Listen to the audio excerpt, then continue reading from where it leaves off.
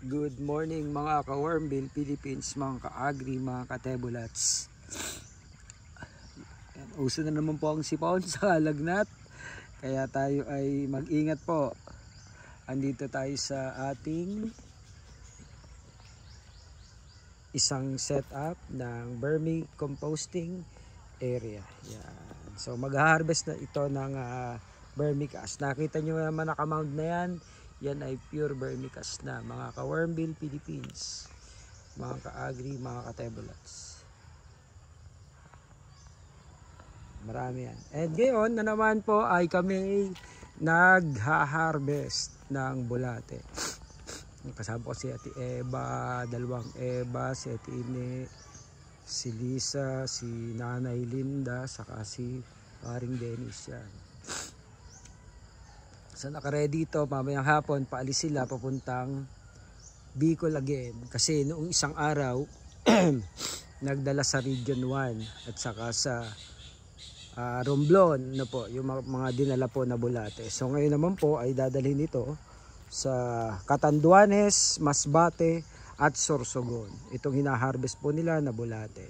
And shout out doon po sa ating mga kaibigan mula sa Catanduanes, sa Masbate, yan. Malapit na po kami pumunta dyan.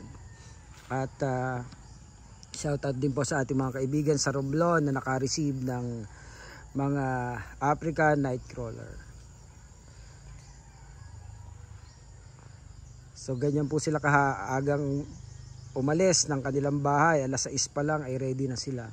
Kasi naghahabol din kami sa oras. Ang biyahe kasi papuntang Catanduanes at Masbate ay early in the morning. So yun ang hahabulin namin na oras. And makikita nyo mga Wormville Philippines, so napakaganda ng vermicast na to. Ayan, ang ganda ng vermicast. Purong-puro na po yan, hanggang ilalim. Kaya ang mga bulate ay tiyak na pag ganitong kaganda ay dahan-dahan silang nadideplete. Kaya beware kayo mga ka-Wormville Philippines, no? Na pag ang inyong vermicast ay umiitim na, ang mga bulati natin ay dahan-dahan din siyempre mamamatay. Kaya kailangan nating alisin, no? Yung mga breeder natin. Kasi kumbaga namamatay sila sa kanilang pupo.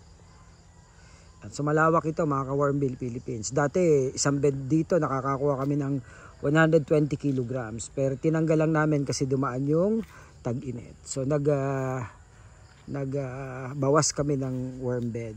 So ngayon tag-ulan, nagdagdag uli kami.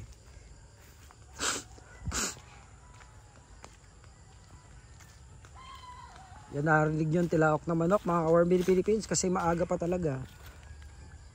Alas 7 pa lang nagsimula na kami kasi may hinahabol kaming order.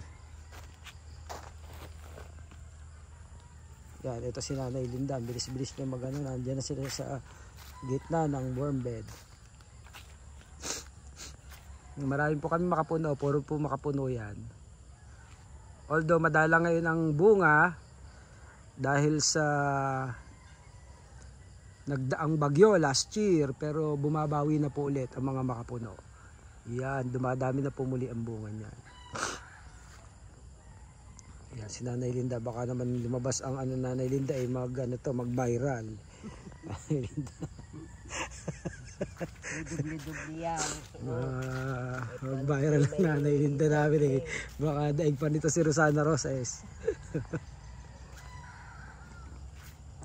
Si Teneng mabilis na din to, bigla tong nasanay mag-harvest. Dati mabagal si Teneng mag-harvest, pero ngayon parang mabilis na. Na to, kumukota na to eh. Dati palima-limang kilo pa pito-pito, pero ngayon nagbe-20 kilo na yan isang araw, kaya mabilis na. No, isang araw po si Nanay Linda ay 3 araw nag-harvest at kumita siya ng mga kulang-kulang na 1,200 sa kanyang pag-harvest. So bukod po yung kanyang bulate, no, saka yung kanyang vermicast. Kaya Kotakor siya ngayong buwang ito. Malaki yung kanyang kinita sa bulate at vermicast kasama yung harvesting.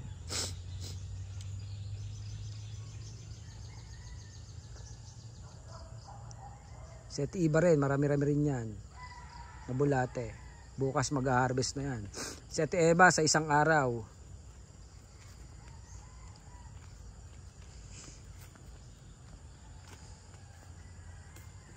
So kami po ay hindi pa nagpapakain ng aming bulate kasi wala pa kaming manure. Nagpapaayos pa kami ng sasakyan. Yan to, si Lisa mabilis din to. Kumokota din to. Nakaharvest siya no isa araw ng 22 kilo. Parang mali yata ang pipili ni Ate Eva doon, no? Nasisilayan ka na ng ano.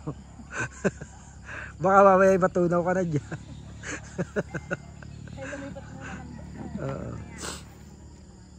So early sunlight ang ano po, ang setup dito. Yan. Kung makikita niyo, yan napapasukan niya ng liwanag mga Warmbill Philippines. Kasi maganda din po yan para sa mabilis na pagpisa ng mga itlog ng bulate. Early sun. Ayan, mainit na siya mamaya, matutunaw na yan parang kandila. Napakaganda naman po dito sa lugar na to. Talaga namang pwede ka dito maglagay ng duyan sa mga puno habang ikay nag-EML, habang nagbabantay ka ng bulate. Kasi syempre pagkatapos ng gawa kailangan mo magpahinga.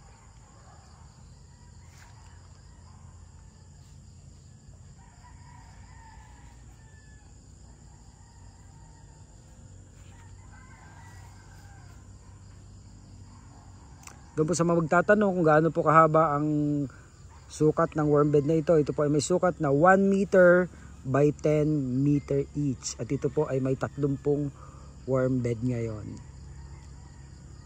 And ito po ay harvestin din namin sa Friday. So ngayon initially nag-harvest lang kami ng bulate na kailangan namin para sa Bicol.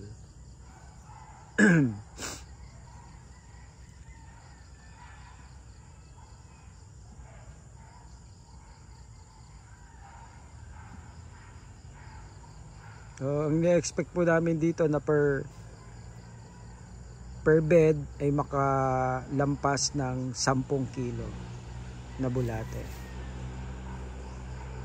Yan po aming expectation today. Kaya limited din po ang aming oras kasi paalis po sila ng alas 3.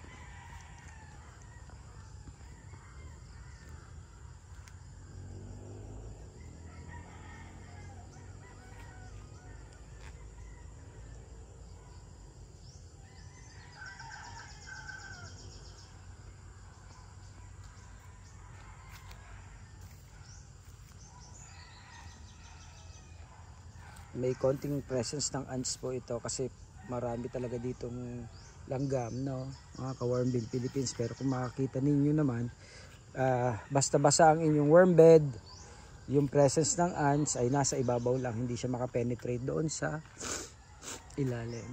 So nakakatago pa rin yung mga bulate. Hindi rin naman mapuntahan ng langgam lahat ng bed kasi nga ang dami naman ito.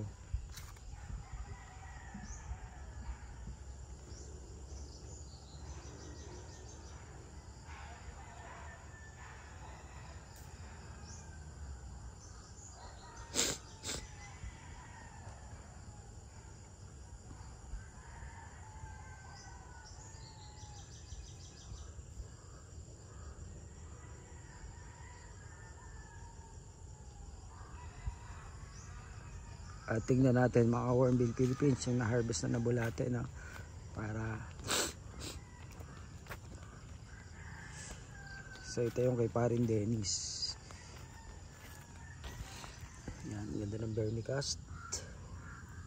And ito na yung mga bulate. Yan, yun.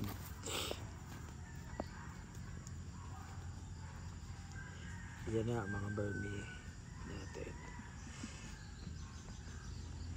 So mamaya maya ito ay titimbangin natin mga ka-Warmbill Philippines, no? At ilalagay natin sa mga crates. Ayun si paring Onek naghahanap ng daan. Pag yan ay ano, pag ikaw ay tawag dito, daplatad.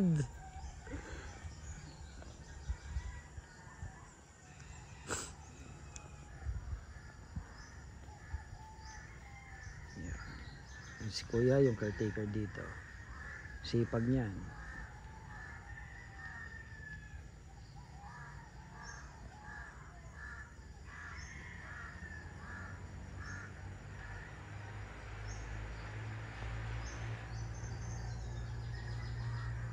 Yan mga ka-Warmbale Philippines. So early in the morning, napakabuti ng Panginoon sa ating buhay. Ingat po kayo. And palagi po magdarasal. God bless us all.